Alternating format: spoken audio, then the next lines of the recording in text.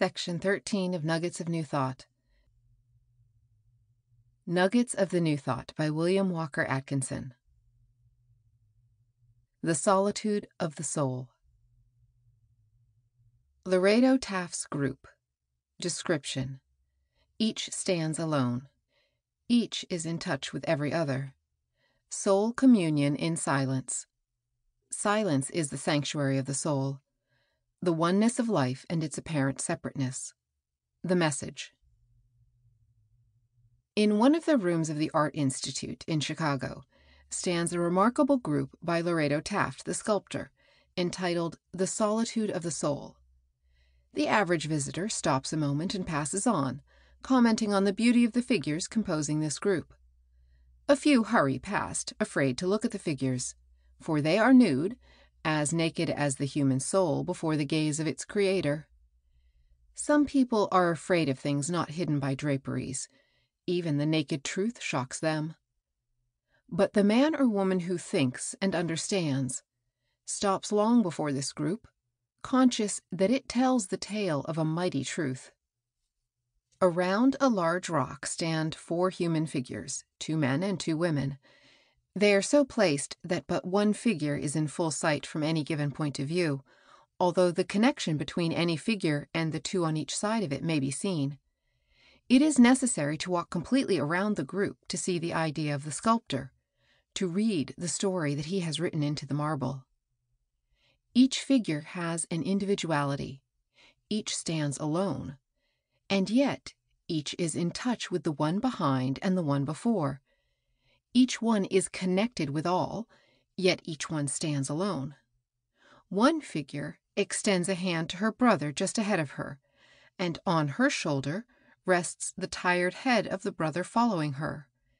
Hand in hand, or head on shoulder, stand they, each giving to the other that human touch and contact so dear to the soul craving that companionship of one who understands.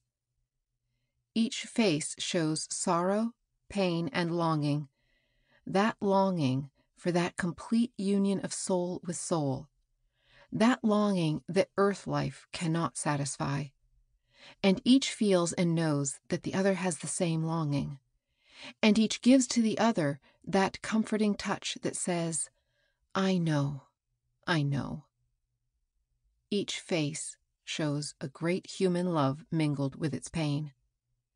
Each face shows resignation mingled with its grief. It is the old story of human love and human limitations. It is also a story of deeper import, the story of the soul. Every lip is closed. Each man and woman is silent, and yet each understands the other. Soul is communing with soul in the silence, and in the silence alone can soul converse with soul. Words cheapen the communication of soul to soul. With those who understand us well, we can best commune in silence. Hand in hand, cheek to cheek, sit those who love well. The tale of love is told and retold without a word. Words serve their purpose in conveying the commonplaces of life, but seem strangely inadequate to express the deeper utterances of the soul. The tale of love, the story of sorrow, needs no words. The soul understands the message of the soul. Mind flashes the message to mind, and all is known. The fondest memory of the one whom you loved and lost is not of moments in which he spoke even the most endearing words. The memory most sacred to you is that of some great silence lived out with the loved one, some moment in which each soul drew aside its veil and gazed with awe into the depths of the other soul. Silence is the sanctuary of the soul. Enter it only with due reverence. Uncover the head, tread softly. Each figure stands alone and yet in touch with all the rest. Each is apparently separate, and yet each is but a part of the whole. Each feels the frightful solitude which comes to the soul when first it recognizes what it is. And yet, in that dreadful moment, Each knows itself to be in touch with all of life. Each feels that intense longing for a closer soul union, a reunion of the separated parts of the whole. And yet each realizes the impossibility of a consummation of that desire at this time, and they show their grief. They place the head upon the shoulder of the other. They clasp the hand of the other. They touch the flesh of the other, all as a symbol of the desire for the union of the soul.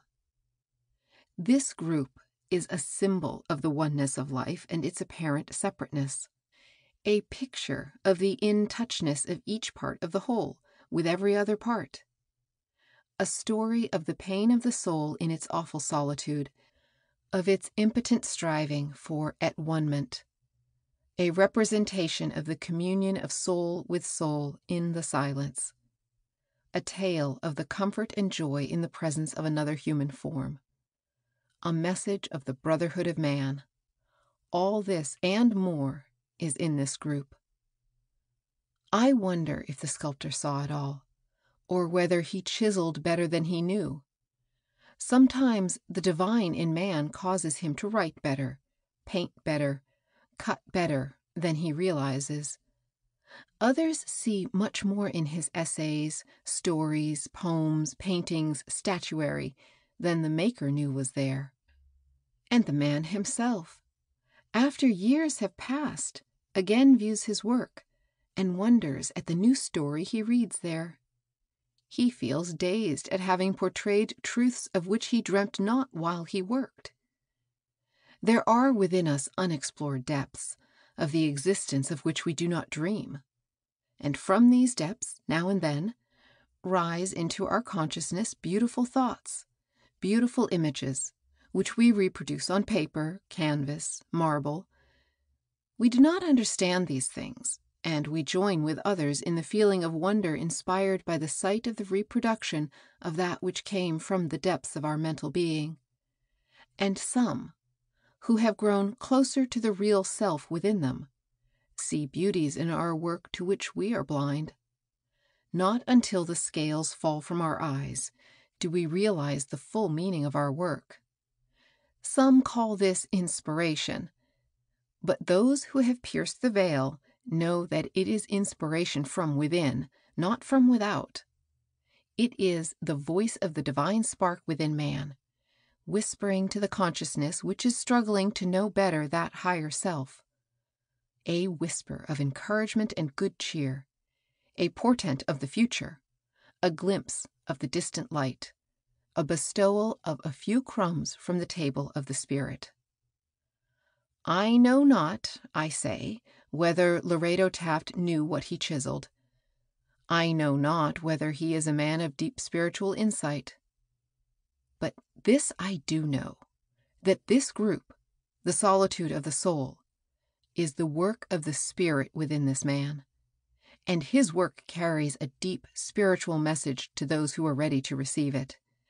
And in years to come, this message will be understood by thousands for everyone who receives it today.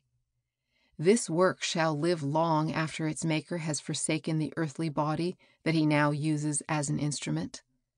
It will live because it carries a message, because it conveys a mighty truth. End of section 13.